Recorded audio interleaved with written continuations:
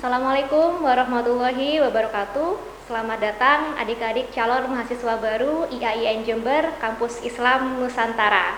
Nah, pada kesempatan kali ini saya bersama dengan Profesor Dr. Miftah Arifin MAG selaku Wakil Rektor 1 yang membawahi bidang akademik di IAIN Jember. Nah, kita akan melakukan tanya jawab mengenai budaya kampus di IAIN Jember. Nah, Prof, kira-kira bagaimana sih berkuliah atau belajar menempuh perkuliahan di perguruan tinggi?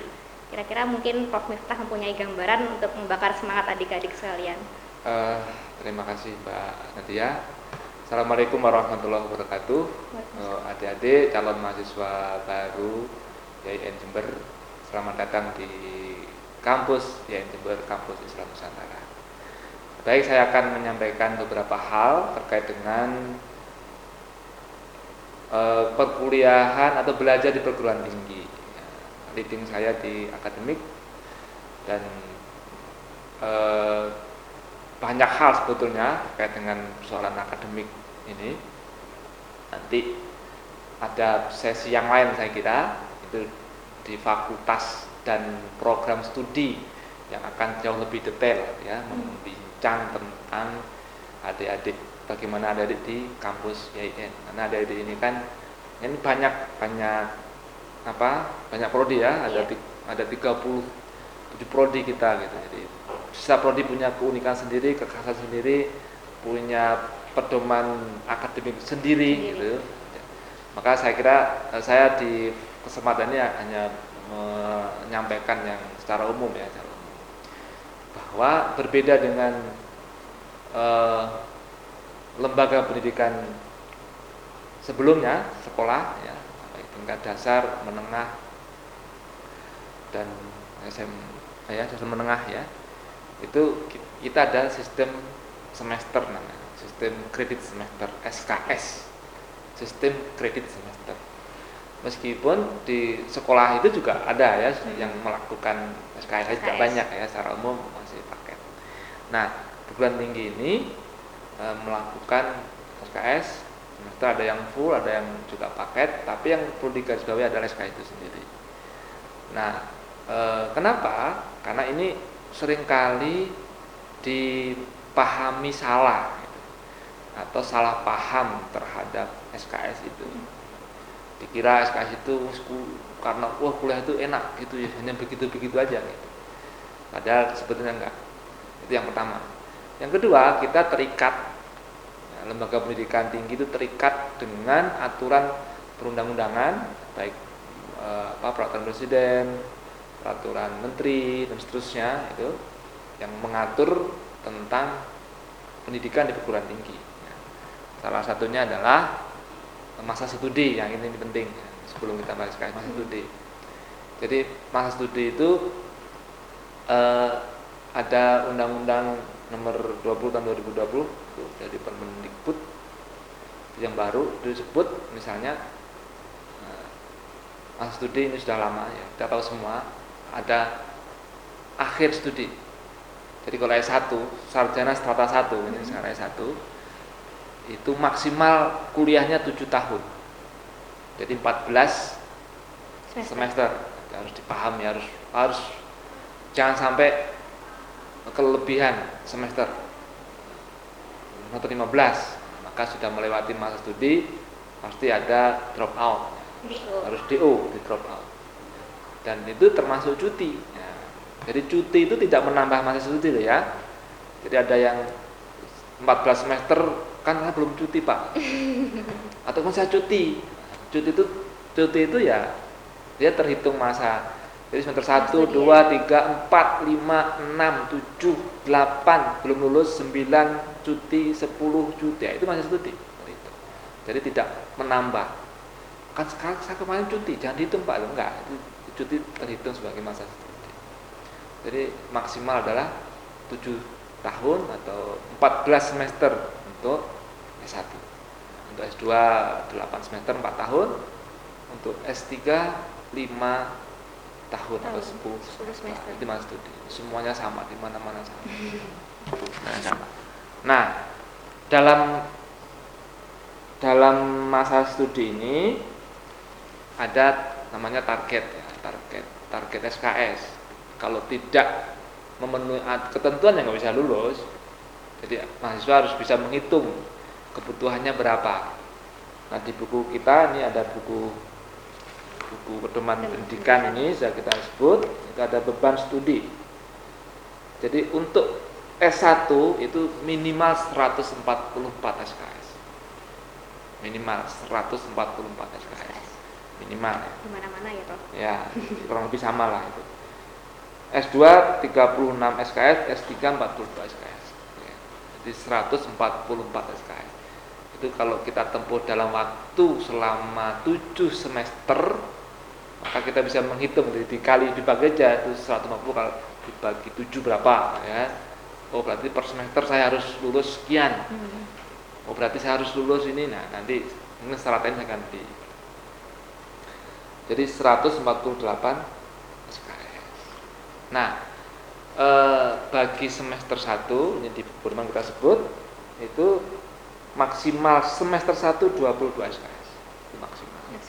Maka nanti akan rata itu Mas Anda ini semua mahasiswa ini, calon mahasiswa ini akan rata mendapat SKS itu ya antara 20 sampai 22 SKS akan rata. Semuanya rata. Baru di semester berikutnya berlakulah aturan. Iya. Kalau IPK-nya sekian mendapat SKS sekian. IPK-nya 3 22 SKS. Ya IPK-nya 3, sekian bisa 24 itu. Nah, ini yang kemudian membuat mahasiswa ini bisa ada yang cepat, ada yang lambat. Ada yang 3,5 tahun selesai, kan? Ada yang 4 tahun selesai. Ada yang 5 tahun baru selesai. Ada yang 10 semester. Ada yang 14 semester. Tapi saya nggak berharap. Saya berharap semoga adik semua ini paling lama 4 tahun. Paling lama 4 tahun. Itu tentang SKS ya. Iya. Yang terakhir, nah ini yang penting, ini paling penting ini. Saya kira ini paling penting. Yang tadi saya sebut salah paham itu. SKS ini tidak sekedar nama SKS, tapi ini ada artinya, ada sesuatu yang harus dipahami.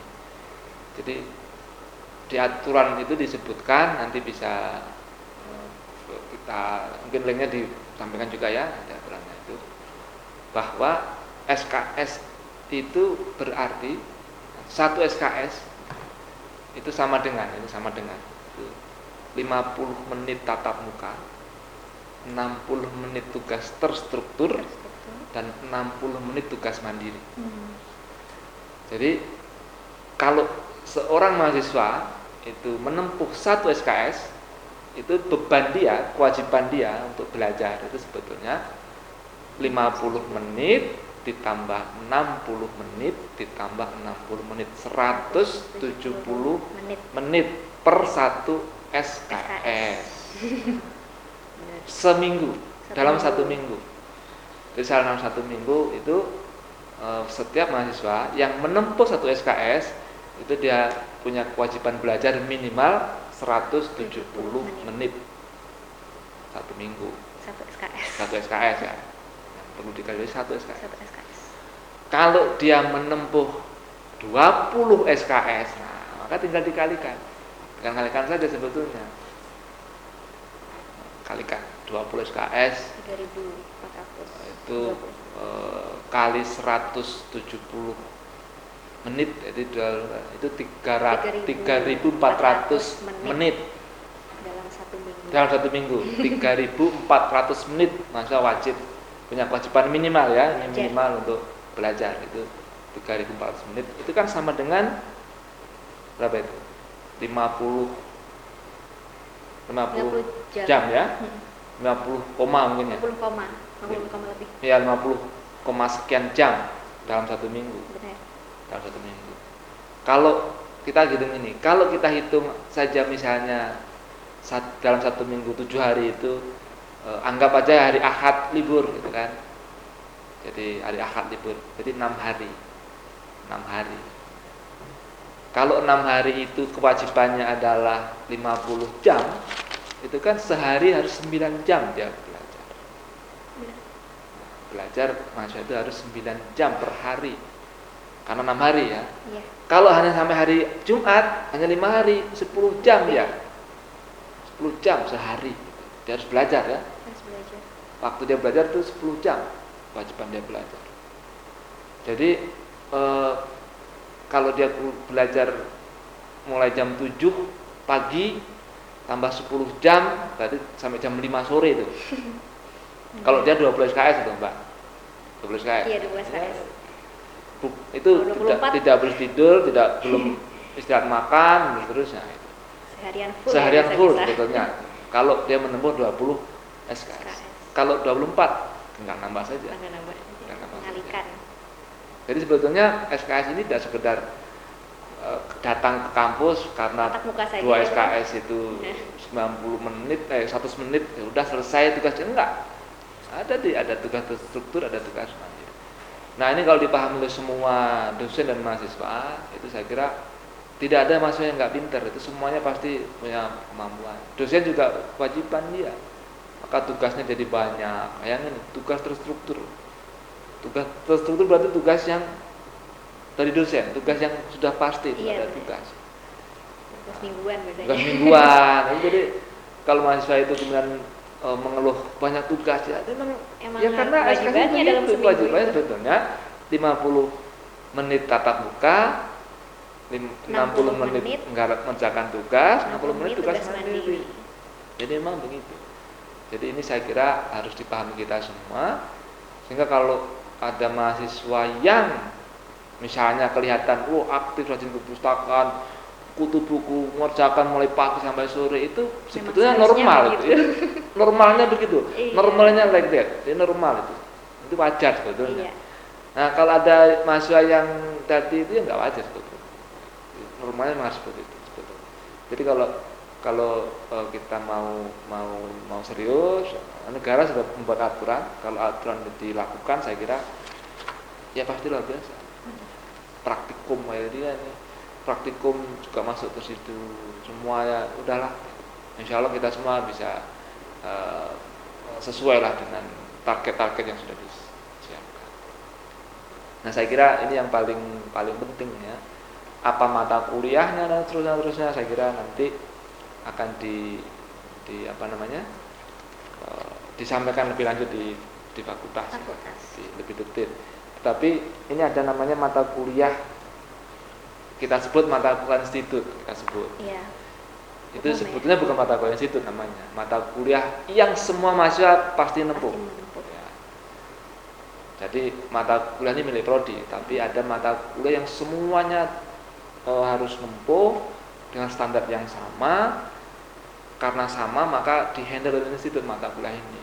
Misalnya bahasa Indonesia, bahasa Arab, bahasa Inggris, Pancasila, kan? Kemudian ya pesantrenan ya, ada beberapa mata kuliahnya, semua ada di buku juga. Ini semua mahasiswa apapun program studinya menempuh mata kuliah ini. Maka kadang disebut mata kuliah institut. Padahal yang enggak juga, itu mata kuliah prodi sebetulnya itu. Mata kuliah umum. Okay. Walaupun ini milik dikatakan milik institut, tapi sebenarnya milik prodi. Jadi nanti secara lebih teknis itu akan, saya kira di fakultas akan menyampaikan. Saya kira mungkin itu yang tentang SKS ya, yang paling penting. Nanti lebih rinci, saya kira para mahasiswa ini, calon mahasiswa ini akan mendapatkan buku pedoman pendidikan. Ya minimal soft file-nya gitu kan. Sekarang kayaknya kita juga sudah jarang bawa buku itu kan. Mendingan soft file-nya bisa dibuka di HP dan seterusnya. Bisa diakses semua orang ya. Baik. Ya. Ya, baik, terima kasih Prof. Miftah atas penjelasannya mengenai overview kehidupan akademik kampus, terutama di IAIN Jember ini sendiri yang merupakan kampus Islam Nusantara. Baiklah adik-adik calon mahasiswa baru, demikian sesi wawancara dengan Prof. Miftah. Semoga memberikan kalian wawasan singkat tentang kehidupan akademik di kampus IAIN Jember.